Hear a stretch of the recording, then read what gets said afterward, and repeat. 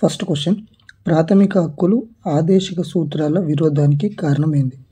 ప్రాథమిక హక్కులు ఆదేశిక సూత్రాల విరోధానికి కారణం సి. సాంఘిక ఆర్థిక అసమానతలు అనేటువంటివి ప్రాథమిక హక్కులు ఆదేశిక సూత్రాల విరోధానికి కారణం. సోషల్ ఎకనామిక్ ఇన్ఎక్వాలిటీస్ అనేటువంటివి ప్రాథమిక హక్కులు ఆదేశిక సూత్రాల విరోధానికి కారణము.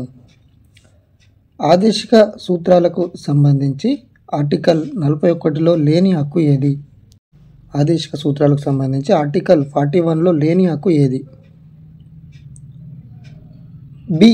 ఆశ్రయ హక్కు అనేటువంటిది ఆర్టికల్ 41లో లేదు. పని హక్కు, విద్యా హక్కు, ప్రభుత్వ సహాయ పనుల గురించి ఉన్నది. ఆర్టికల్ 41 ఏం తెలుపుతుందంటే నిరుద్యోగులకు, వృద్ధులకు, వికలాంగులకు జీవన వృత్తిని కల్పించాలని చెప్పింది. విద్యా హక్కును వినియోగించుకోవాలని చెప్పింది. దానికోసం చర్యలు తీసుకోవాలని చెప్పింది ప్రభుత్వానికి. అదేవిధంగా పని హక్కును గుర్తించాలని చెప్పింది.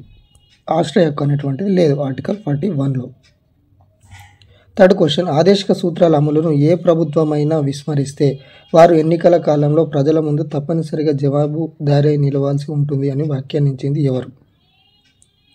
ఆదేశిక సూత్రాల అమలును ఏ ప్రభుత్వమైనా విస్మరిస్తే వారు ఎన్నికల కాలంలో ప్రజల ముందు తప్పనిసరిగా జవాబుదారీ నిలవాల్సి ఉంటుంది అని వ్యాఖ్యానించింది ఎవరు? Option B. Doctor B R Ambedkar అన్నాడు అన్నట్టు. ఫోర్త్ క్వశ్చన్, మహాత్మా గాంధీ తత్వాన్ని ప్రతిబింబించే ఆదేశిక నియమాలు ఏవి? మహాత్మా గాంధీ తత్వాన్ని ప్రతిబింబించే ఆదేశిక నియమాలు ఏవి? Option C. గోవధ నిషేధం. గోవధ నిషేధం ఇచ్చిన దాంట్లో అవుతుంది.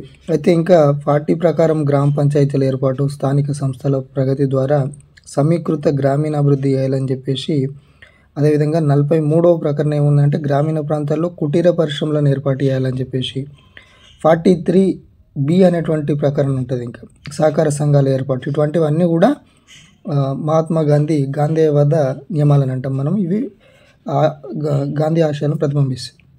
ఫిఫ్త్ క్వశ్చన్, ప్రాథమిక విధుల కోసం రాజ్యాంగంలో ప్రత్యేక అధ్యాయం ఉండాలని సూచించిన సంఘం ఏది? ప్రాథమిక విధుల కోసం రాజ్యాంగంలో ప్రత్యేక అధ్యాయం ఉండాలని సూచించిన సంఘం 5వది డి. స్వరణ్ సింగ్ కమిటీ అన్నట్టు. సో దీని ప్రకారమే మనము ప్రాథమిక విధులు 4th A భాగంలో 15(1)A ప్రకారము ఏర్పాటు చేసుకున్నాము. రష్యా నుండి గ్రహించినాం. ఆదేశిక నియమాలకు సంబంధించి కింది వాటిలో సరైనవి ఏవి? న్యాయ సంరక్షణ అనేటువంటిది లేదు. ప్రభుత్వానికి మార్గదర్శక సూత్రాలు, వీటికి మరో పేరు న్యాయ సంరక్షణ లేని హక్కులు అనేటువంటివి. కాబట్టి ఆప్షన్ డి అనేటువంటిది కరెక్ట్ ఆన్సర్ అవుతుంది ఆదేశిక నియమాలకు సంబంధించి. ఆదేశిక సూత్రాల అమల్లో ప్రస్తుతం ఉన్న ప్రతిబంధకాలు ఏవి?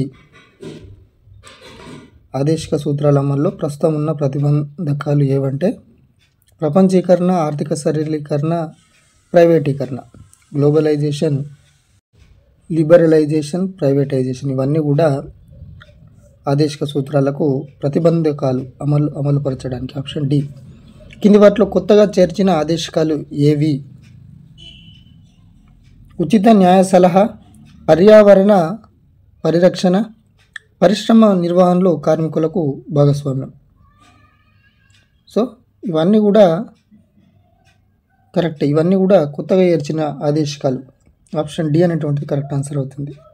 విద్యా సంస్థల్లో ప్రత్యేక రిజర్వేషన్లు కల్పించేందుకు ఏ అంశాన్ని ప్రాతిపదికగా తీసుకుంటారు?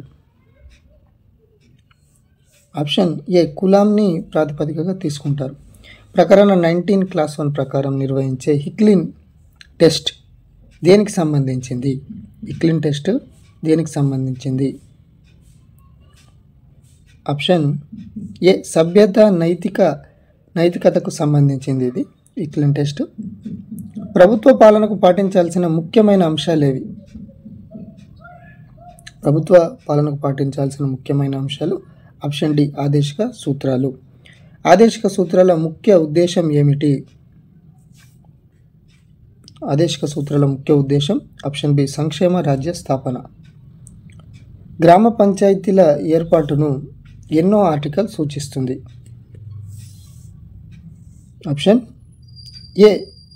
40వ ఆర్టికల్. ఆదేశిక సూత్రాల అమలు కోసం ప్రాథమిక హక్కులను పరిమితం చేయరాదు అని ఏ కేసులో తీర్పు ఇచ్చారు? ప్రాథమిక హక్కులను పరిమితం చేయరాదు ఆదేశిక సూత్రాల అమలు కోసం అని చెప్పేసి ఆప్షన్ ఏ గోలక్నాథ్ కేసులో 1967 గోలక్నాథ్ కేసు.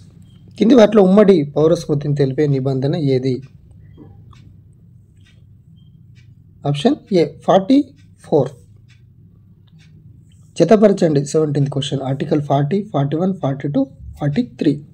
సో ఆర్టికల్ 40 గురించి ఇప్పుడే చెప్పాము, గ్రామ పంచాయతీల నిర్వహణ అని చెప్పేసి. సో 1కు సంబంధించి 3 ఉన్నది ఏంటంటే ఇది ఒకటే ఉంది, ఓకేనా.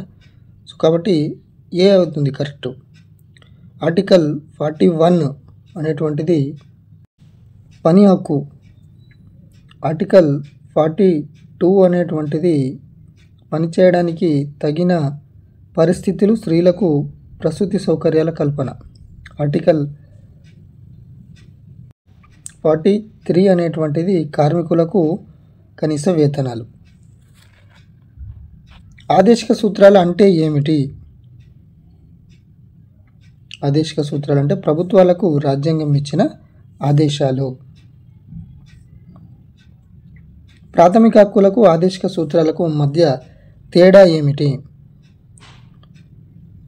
ప్రాథమిక హక్కులకు ఆదేశిక సూత్రాలకు మధ్య తేడా అంటే ప్రాథమిక హక్కులు న్యాయ సాధ్యమైనవి, ఆదేశిక సూత్రాలు కావు. Option A. ఆదేశ సూత్రాలు ఒక వాస్తవమైన మానసిక ప్రవృత్తుల చెత్తకుండి అని వ్యాఖ్యానించింది ఎవరు? ఆదేశిక సూత్రాలు ఒక వాస్తవమైన మానసిక ప్రవృత్తుల చెత్తకుండి అని వ్యాఖ్యానించింది ఆప్షన్ బి టిటి కృష్ణమాచారి, ఓకేనా. వైవిధ్య సెంటిమెంట్లతో కూడిన ఒక చెత్తబుట్ట వంటిది అని టిటి కృష్ణమాచారి పేర్కొన్నాడు. అంతేకాకుండా నిర్దేశక లేదా ఆదేశిక నియమాలన్నింటినీ ప్రతి కొత్త సంవత్సరం ప్రారంభం రోజున తీసుకునే తీర్మానాల వంటివి న్యూ ఇయర్ రిజల్యూషన్స్ జనవరి 2వ తేదీనే భంగమవుతాయని చెప్పేసి నసీరుద్దీన్ షా అని అన్నాడు. అదేవిధంగా ప్రొఫెసర్ కేటీ షా అన్నది కూడా ఇంపార్టెంట్. బ్యాంకు సౌకర్యం ప్రకారం ముందు తేదీని చెల్లించదగిన చెక్కు వంటిదని విలువలేని అనవసర సూత్రాలని వర్ణించింది ఎవరంటే ప్రొఫెసర్ కేటీ షా వర్ణించండి ఈ విధంగా. శాసన వ్యవస్థకు కర్రదీపం లాంటిదని ఎంసి సీతల్వాడ్ అని అన్నాడు. శాసన వ్యవస్థకు కర్రదీపం లాంటిదని ఎంసి సీతల్వాడ్ అని అన్నారు. నిర్దేశక నియమాలకు న్యాయ సంరక్షణ కల్పించినంత వరకు వాటిని అంతగా పట్టించుకోరు అని చెప్పింది ఎవరంటే కే సంతానం.